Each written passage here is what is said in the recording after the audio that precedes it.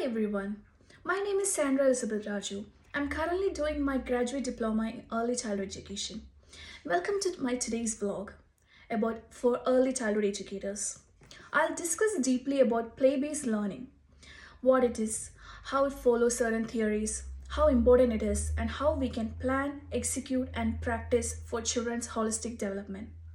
Whether you have experience teaching or it's just the start of your journey, this video session will provide you with an understanding about how play supports children's physical, social, cognitive, and emotional growth, and why play is so important for a child. And this vlog also gives you a clear idea about four theories and how they are connected to play-based learning, different steps of executing and implementing play-based learning experience, and finally, the connection to early year learning framework, their outcomes, principles, and practices. So I have separated everything under different headings for easily understanding, and I have used some peer-reviewed journals which are accessible if you all want to dive in. So let's get started. What is play-based learning? Play-based learning integrates play with teaching pedagogy. Play-based learning mainly focuses on children's growth, skills, and passion by academic learning. The important purpose of this kind of learning is for children to seek by play. Play-based learning encourages students to experiment, research, and make mistakes and grow through failure. It's a purposeful and meaningful approach. As educators, our main role is to make good settings, give good response, and give good resources, and to plan to connect children to develop in every single way.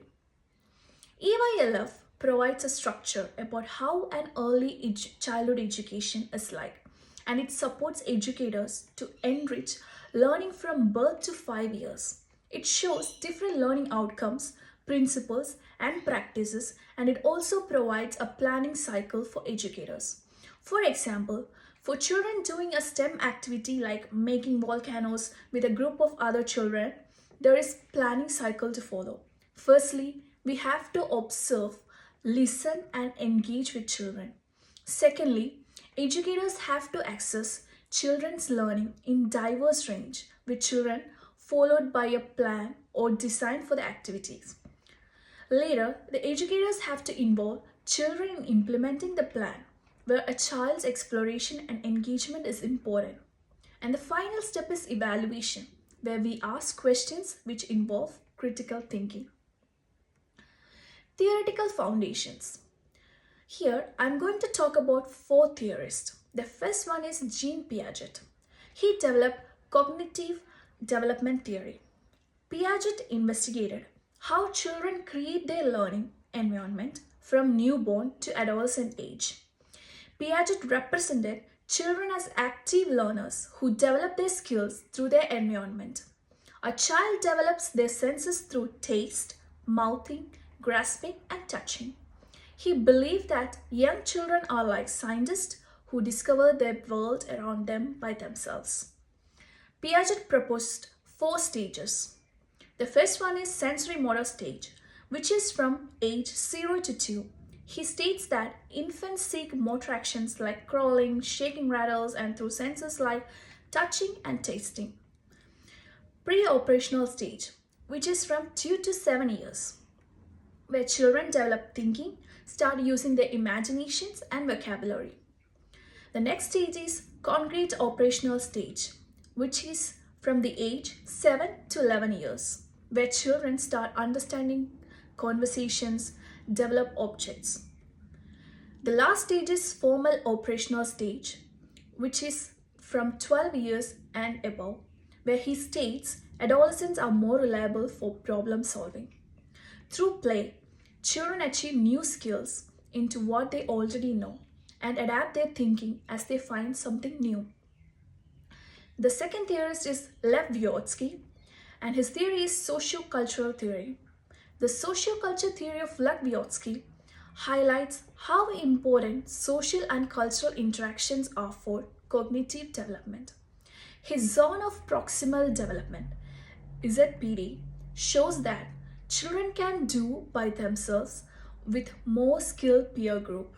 He believes that knowledge is co-constructed with the help of other people or adults via social activities. This idea emphasizes how language influences children to learn. In play, children frequently take tasks that are a little bit difficult for them to handle on their own as their peers, teachers, or families scaffold their development. The third theorist is Frederick Froebel. He is known as the father of kindergarten. Froebel developed first kindergarten in 1837, representing it as children's garden. His principles are holistic development of mind, body, and spirit of children. He brings in the importance of nature or environment in learning. He involved creativity in learning through various activities like music, crafts, dances, etc. Children doing outdoor activities like collecting leaves from the garden, creating different designs in the classrooms are all activities inspired by Froebel. Maria Montessori, prepared environment and purposeful activity.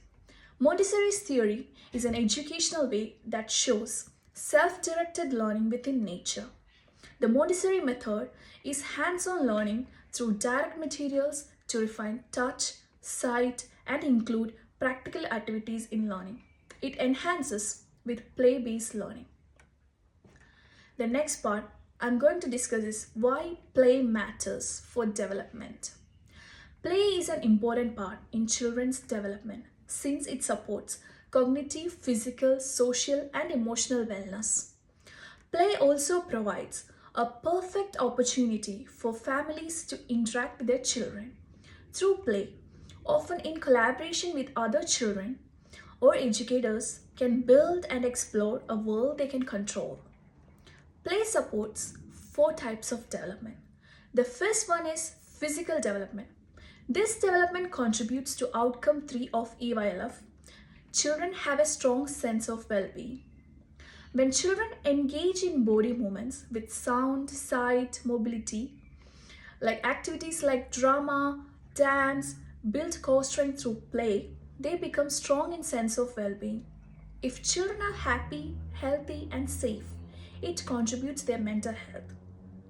The second one is cognitive development. The development linked to EYLF outcome 4. Children are confident and involved learners. Children employ active cognitive functions like inquiry, experimentation, exploration, and cooperation in all elements of learning. Applying wide range of strategies to organize, communicate about daily activities, exploration of nature through asking questions, solving problems are example of cognitive development. Next is social development. This linked to EYLF outcome 1. Children have strong sense of identity. Children create identity for themselves through interactions with others by participating in various activities. If it's like educators or other peer children or the family, they express their ideas and suggestions openly. The last development is emotional development. Play gives an opportunity to express emotions, feelings by offering a secure environment. Play leads to self-confidence and motivates through new challenges for every children. Structuring, implementing, and accessing play-based learning. Now I'm going to discuss planning for play. As an educator, we need to observe, listen, and engage children for learning and development. It can be included in the whole curriculum. Once we know that involves children, we can prepare the resources like craft materials, natural substances, and things like that. For example, if a child wants to catch bugs from a garden, we can set up trays, tools, and lenses and thereby create an atmosphere of authentic learning. How to implement play.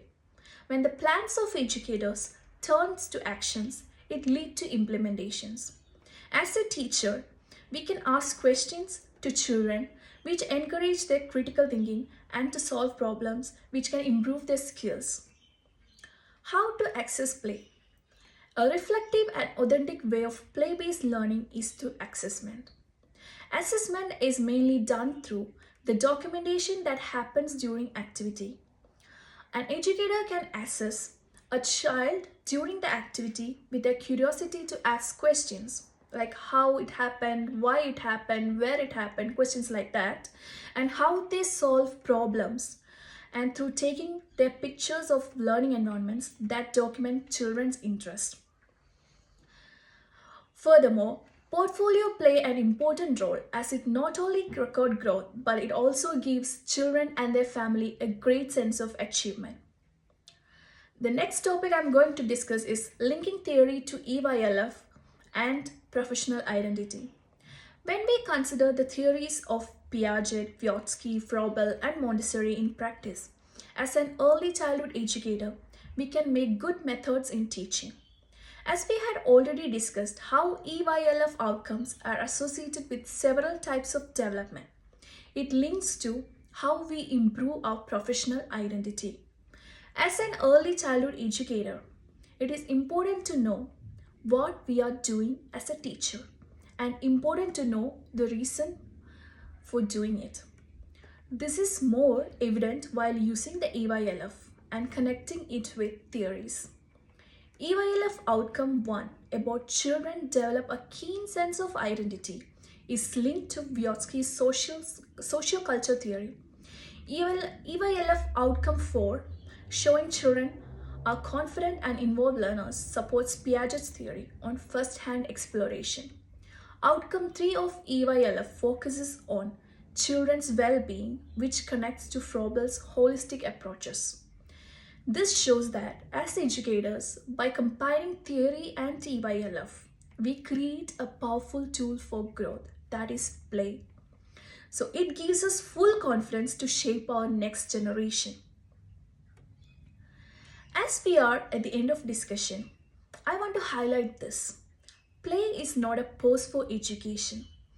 It is the powerful and natural form of learning. The theories we discussed here show that the relation of body, mind, and soul of a child is achieved through play-based learning. For that, the EYLF framework is very important for an educator. EYLF reminds us that we are also partners in shaping confident and talented learners. While you are in a classroom, remember that every activity, every outdoor discovery, each building block is more than a play for a child. So it's our duty to fulfill all our purpose carefully and develop a good future. Thank you all for joining me today. Bye.